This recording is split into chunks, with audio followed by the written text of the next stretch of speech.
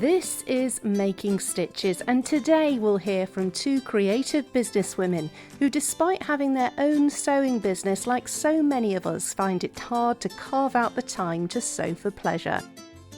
I sat down to do some cutting out last night. It was 9 o'clock and I put the girls down, had a bit of food and stuff. I was like, right, I'm going to just cut the project out. And then I could not find, for the life of me, my pattern.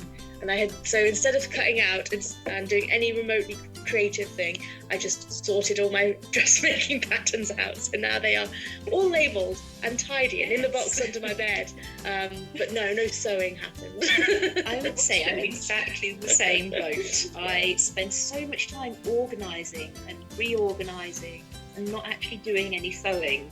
So my big challenge to myself is, right, sew something. Because I know when I get started again, I will actually, it'll spur me on to do the next thing.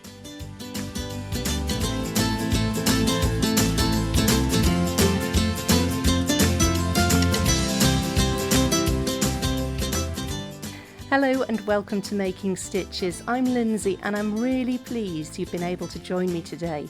If this is your first experience of the podcast, welcome. It's great to have you. And if you're a regular listener, thanks so much for coming back and supporting me on my creative podcasting adventure. If you listened to the last episode, you'll remember I spoke to Sarah Mulvey from Black Sheep Wools, a fabulous independent family-run yarn shop in Warrington in the northwest of England. Well, this time I'm sticking with the craft business theme. Today it's the turn of two women who achieved their dreams of running their own sewing business, selling fabric and running workshops from their Crafty Sew and So studio in Leicester in the East Midlands. Freya Gilbert and Sarah Wadey met at a workshop themselves and quickly decided to work together and start their own crafty business venture. Here they are now. Thank you very much, Freya and Sarah, for agreeing to be on Making Stitches podcast. It's lovely to have a chat with you. Thank you so much for having us. Always lovely to chat about making things and everything we do. Well, first of all, do you want to just tell me a little bit about yourselves and your own creative stories and how you've ended up doing what you're doing now? Well, we opened the doors to Crafty Sew and So. We used to have a bricks and mortar shop in 2015, and Sarah and I had met about a year or so previously because Sarah's running workshops and I went to one to learn how to draft my own skirt pattern.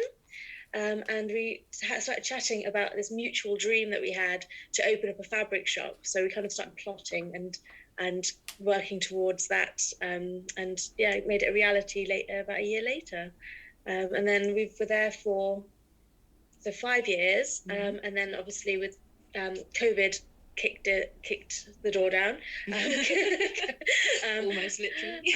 And so we took everything online only, and we've not really looked back. We've taken everything online only, including our workshops and all our community stuff and all our products as well. So it's been and what's really nice now is actually coming back to it now that we've got all the digital side of things set up, and we're loving the fact that we can get products seen by our customers as soon as we can, really quickly. Well, as soon as they come through the door, literally it was like quick photo, get it out there, and they can be buying it that day. But also now we're able to invite people back into the shop, studio. and have workshops as well. It's lovely to see like both of those things interacting together, and it's just like the best of both worlds, really. Oh, that's fabulous, because technology is wonderful, and it's given us such an opportunity to kind of spread our wings from within our own homes, especially during the pandemic. But you can't beat actually speaking to a real human being in person, in the flesh. So it must be nice that you've been able to do both things. Yes, absolutely. Yeah. And the great thing about us being two of us, and we also have a really good team as well.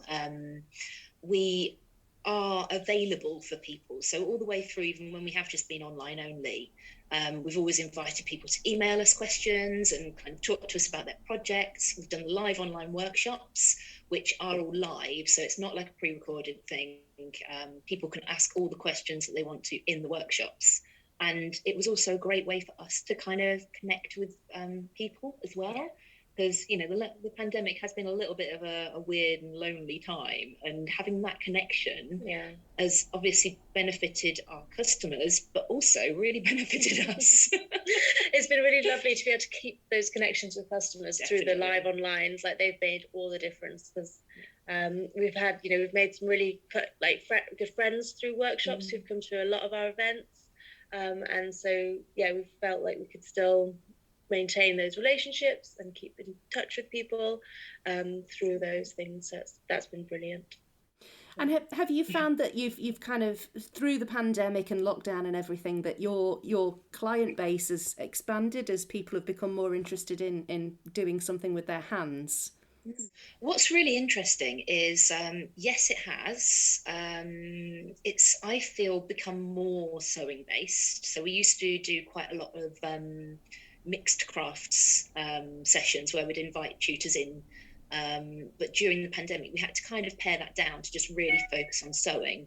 And that's been great for us. It's helped us develop some really good patterns and kits and workshops. But we are really looking forward to inviting more tutors back in now that we're opening up our studio to do things like brush lettering, macrame. I've got a real fascination at the moment with terrazzo, which is like a type of resin, and just like really exciting different crafts that will expand. We like making absolutely anything. Like Sarah and I, we both found ourselves at a pottery painting class the other week. Like, we'd gone individually, and there we both were. We were just like, so hi again. And this was after spending the day together, I think. Yeah, it was. And we were just like, if there's something creative and crafty going on, you can bet your bottom dollar one of us will be there. Absolutely.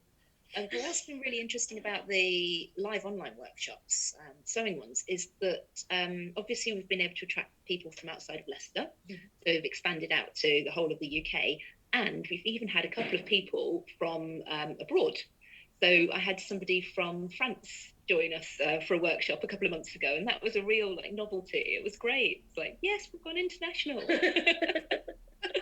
How fabulous. The wonders of the internet, eh? Oh, amazing. Yeah, absolutely. And I think I'm very much the same as you, that, if I see something creative, I just can't help but having a go myself. So I think there's a lot of crafty people out there who aren't, they don't just stick to the one thing. They've got to have a dabble at anything that kind of sparks their interest. Absolutely, yeah. Sewing will always be my first love, and I've tried lots and lots of other things and bought a lot of equipment for other things.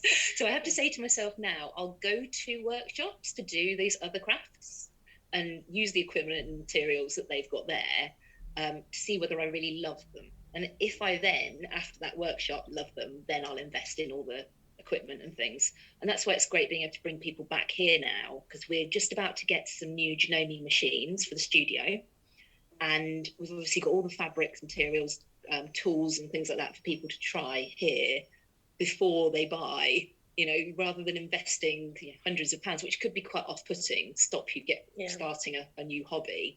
It's good to go to a workshop and try something new. Yeah, that's quite an accessible way of just seeing whether it's something that you think you're going to stick with or not. Absolutely. Definitely. Yes. Especially, I think a lot of people with their new machines this last year have bought themselves a machine. It's nice to have the workshops as well, so that they can get to grips with them. Because I can only imagine getting a machine and going, so now what do I do? It's been a long time since I've got my first machine, but I can still remember not sure what the first steps are.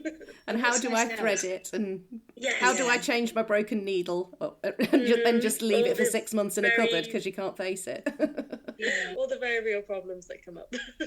What's nice now is that we can say to people that because it's an enclosed studio, we can say to people, bring your own machine if you want. So they can either use ours, or they can use theirs, or they can use a mix of both and see what they like. They might have like a really basic sewing machine that they're getting on okay with, but then they might try one of our studio ones and go, maybe it's time for an upgrade. So it's one of those things, you don't get many chances to try things these days with the world of internet shopping. Yeah. And I'm definitely excited about bringing that back to people. That's super. So what are your backstories then? Prior to meeting, what were your creative journeys? So I studied fashion design. I've always been interested in sewing and making clothes. My mum got me into it, really. And I did a few crafty things when I was very little. I used to design little books of clothing for my mum to recreate, because she had all the time in the world, being, a working mum and two kids. So it kind of got to, I was about 14, 15. My mum said to me, look, these are great, but I don't have the time. You're going to have to learn yourself. And so, we went fabric shopping to the market and got some fabric. And that's kind of where that all started. And then I went to university and studied fashion design in London, University of Westminster. And after that, I worked as a trend developer, which was really interesting. Learned all about like color trend theory and all interesting, really, really cool things like that. I still use a lot of that information today, like when we're doing fabric buying meetings and putting together collections and that kind of thing. And then I worked as a designer for a variety of different places. So Debenhams down in London, and George and Next. And then it just got to the point one day where I was like, I really miss hands-on crafting, because design is very computer-based when it comes to commercial design. It has to be, because the designs are drawn up and then sent over to China or to Bangladesh, where the samples are made and sent back. And then kind of that whole process really is quite flat. It has its moments of excitement, but also it can be a bit like, where's the fabric? So, following on from that, like when I moved back to Leicester, I set up a community group to get people together to do crafts and sew together. And we met in a little local pub, and it was called Crafty Wednesdays or something like that. I can't quite remember. Leicester's Crafty Ladies. Right. That's it, yeah. And I got myself a little studio and started teaching workshops, because I realised that if I wanted to increase my knowledge about different projects that people could work on, then I needed to have like a base to be working from. So I set that up. And then when I met Freya, I was kind of at the point where I was like, got this tiny little studio and I need some space. And people were asking about buying haberdashery and fabric and all those kind of things. So it was just such a logical decision and a brilliant one as well, a fun one. What about you, Freya? And for me, I also learnt to sew from my mum, who's still very, very involved with our business. I made like a few garments when I was a teenager, but then got a sewing machine of my own when I was 20 for my Christmas present. And then that like summer after graduation, I had like no job lined up, so I just sewed for like 3 months, and taught myself the basics. And kind of just fell in love with it from there. So I'd been like, so I got involved with like the blogging community that was in like 2010, and went to a couple of like the early days meetups like So Bram, and Sarah's one that she organised that was more local to me, and that's where we met. And at that point I was like, I've been working in retail for since I'd it was my first job, and I'd been working through different high street stores, so when we had this chat about this like dream of opening a fabric shop, I was like, well, I can run the shop, and you can teach the workshops, and we can like come together and make this dream a reality. So that was brilliant. Yeah. How wonderful that you both had the skills that could create this dream for you both. Yes, yeah, absolutely. It's a great partnership to start. So how has 2021 been for you as a business and with everything that you've been doing? It has had its ups and downs for sure. So we've moved to our lovely new studio. So we were in kind of a smaller space for a while when between having the bricks and mortar shop and coming here. And so that was the beginning of the year. I have got a 1-year-old, so she was born during the pandemic. So that's added a layer of crazy. And we've been enjoying opening up to workshops and to open days again. So we've been really happy to enjoy the company of our customers and bringing them back into the space. So those have been some really good high points throughout the year. Yeah, I mean, it hasn't been without its challenges. One of the things that we have had to deal with is price increases. So we've tried our best not to pass those on to customers, really, because people come to us because they know we're going to give them good quality fabric at as good a value as we can. So that's been a challenge. We have had to drop a few of our suppliers because of that, which is a real shame because they were great suppliers and we love the fabric from them, but we just have to make the decision, can we afford to work with them anymore? And with one particular big one, the answer was no, which was a real shame. But we might come back to them again, when things settle again. The other difficulty that we've had is packaging. So we've obviously, well, not necessarily obviously, but we're putting a really big focus on sustainability, both in the fabrics that we buy and the way that we run the whole of our business, including packaging. It's not just about packaging, but packaging is quite a big thing. And we've been trying to get hold of eco packaging, but it's so hard to get hold of.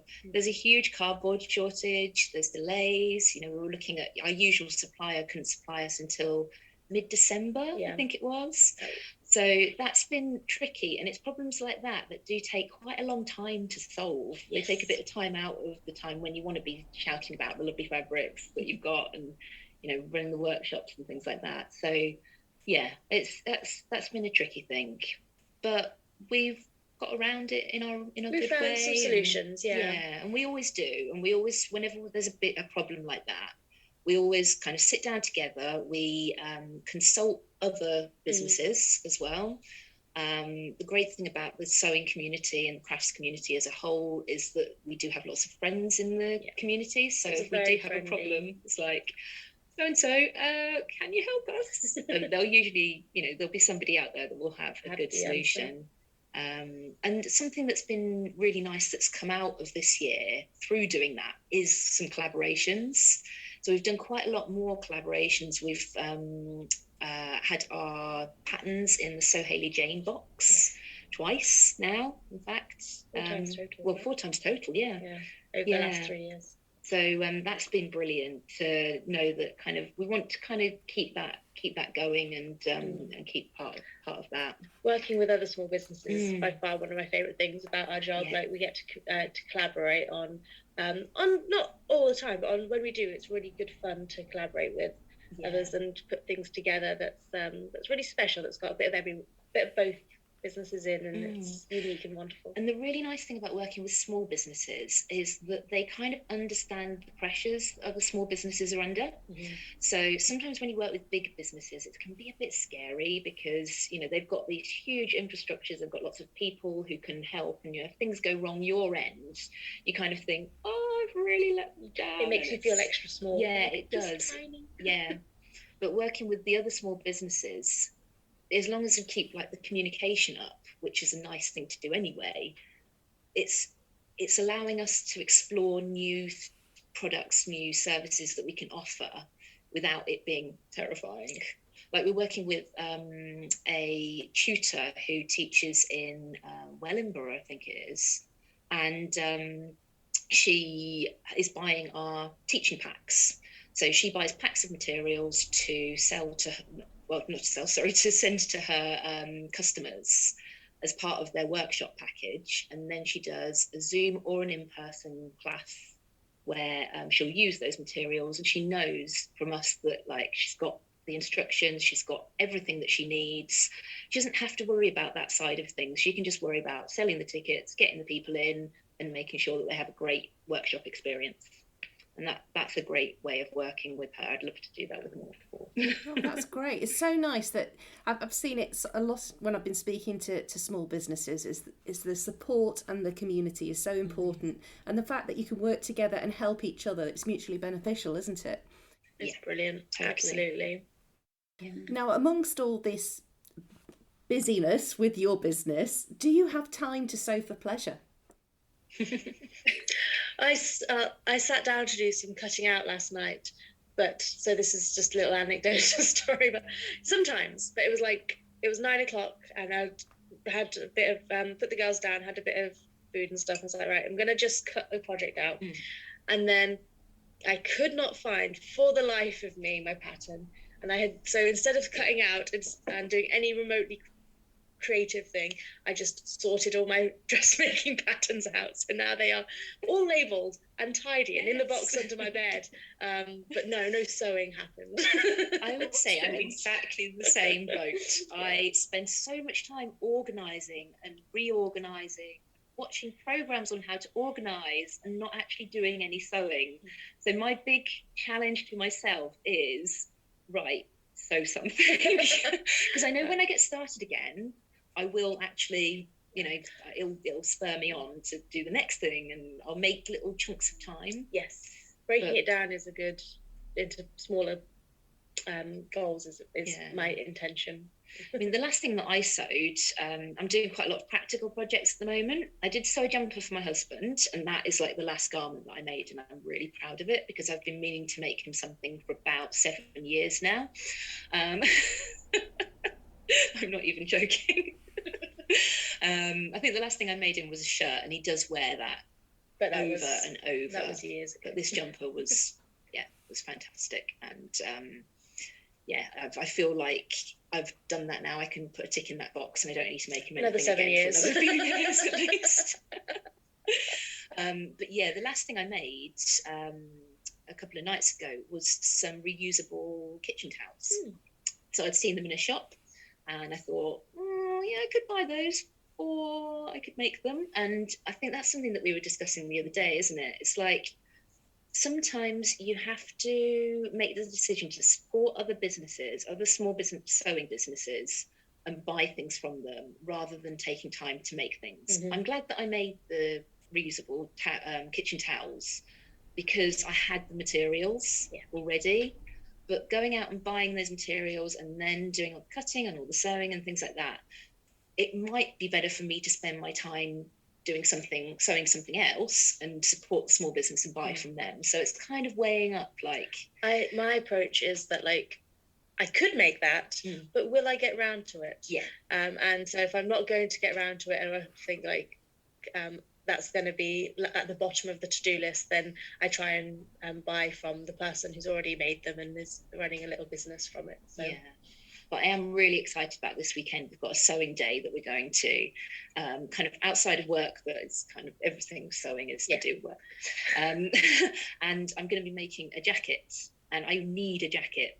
And I've looked at jackets in the shop and I can't find what I want. So that is something that I should take time to make. I should spend my time, make it properly. Enjoy the process. I'll be wearing it for years. Yeah. So that's what's exciting for me. My friend Libby is always like, Freya, can you help me with the sewing project? But I'm really sorry because I know you're not at work right now. I'm like, no, it's fine. Like, if it's to do with sewing, I've always got time for that. That is absolutely not an issue. Absolutely. Oh, that's wonderful. Can I just ask you, what are your plans for next year, for 2022? Well, I got quite a few things we'd really like to do, so they're all potential plans, but nothing set in stone yet. So this year we ran a weekend away that we called Crafty Sewing Camp, and it was a group of adult sewists who went away for the weekend and in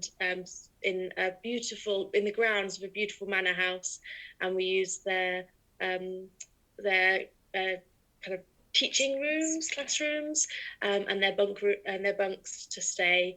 And we just spent the whole weekend sewing and chatting, and we had a bonfire and lovely food and a party.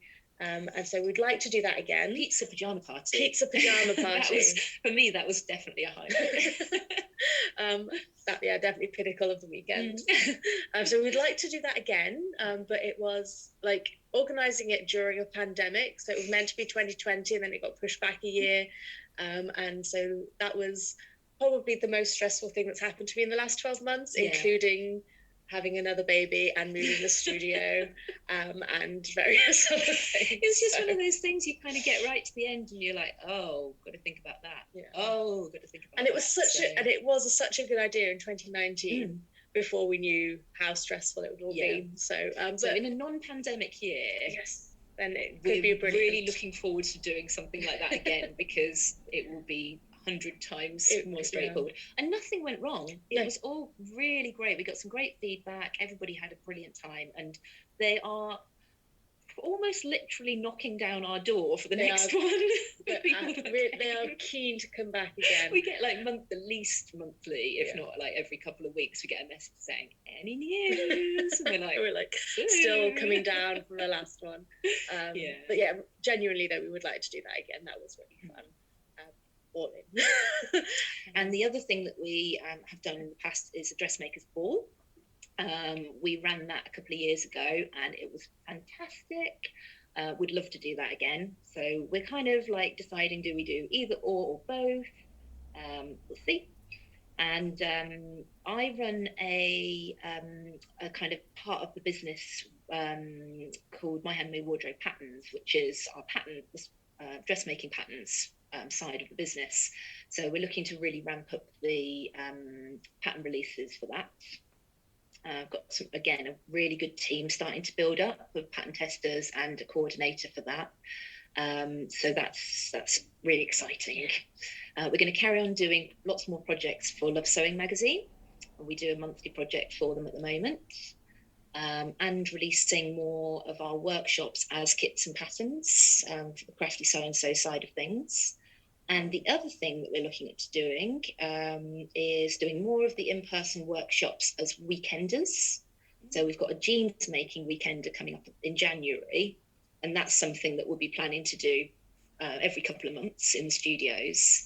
And people can come and stay if they're far away. We can recommend them places to stay and to eat and things to do in Leicester, because it's a really fantastic city. It's got a lot to give. And people need to come and visit. So what we're not planning on doing next year is sleeping, basically. Yeah, pretty much. I mean, what is sleep anyway? Spending some time with our families and kids, maybe. But we've got a lot of plans that are very exciting, but also getting the people in to help us with those things, because people have been amazing this year. Like Kim, who is Freya's mum, is very involved in the business and really drives us. We're preparing at the moment for releasing a recorded course, which we can't really say much about at the moment, but it's very exciting. And she's been amazing helping us. She's kind of coordinating that and give it. Yeah, so we don't have. So she just gives us the to-do list, so we know what to do. But she's organising the whole thing, and which is what we need. Definitely project managing. Yeah. So if you could just come in and do that for everything, that would be great. Yeah, I'm sure she'll be. I'll talk to her about Oh wow, it sounds like you're absolutely fizzing with ideas. Yeah, more ideas than time, then sure. Yeah. Oh well, it's been an absolute joy that you've been able to find a little bit of time to speak to me for the podcast. I really appreciate it. It's an absolute pleasure. Yeah, absolute pleasure.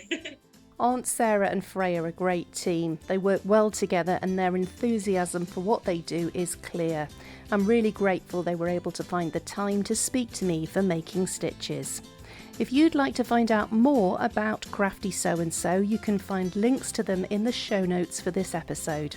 And that's where you can also find the link to the Making Stitches shop. My little shop is stocked with some Making Stitches podcast merchandise and some of my own crochet patterns. The money raised through it will be ploughed back into the podcast so I can carry on producing episodes for you to enjoy. And looking to the future, would you like to be involved in a forthcoming episode of Making Stitches? I'm looking for listeners who'd like to share their own stitch story in a special Christmas episode. So if you fancy taking part, just contact me through social media or by email to makingstitchespodcast@gmail.com. That's all for this instalment of Making Stitches. Thanks so much for listening. If you enjoyed it, please subscribe to Making Stitches on your favourite podcast app. And while you're there, if you'd like to leave a review, that'd be wonderful, as it'll help other people find the podcast in future. Failing that, if you know someone who you think would enjoy listening, please share the podcast with them. Thanks again for listening. I'll be back again in 2 weeks' time with another inspiring maker story for you. Until then, keep safe and enjoy your crafting.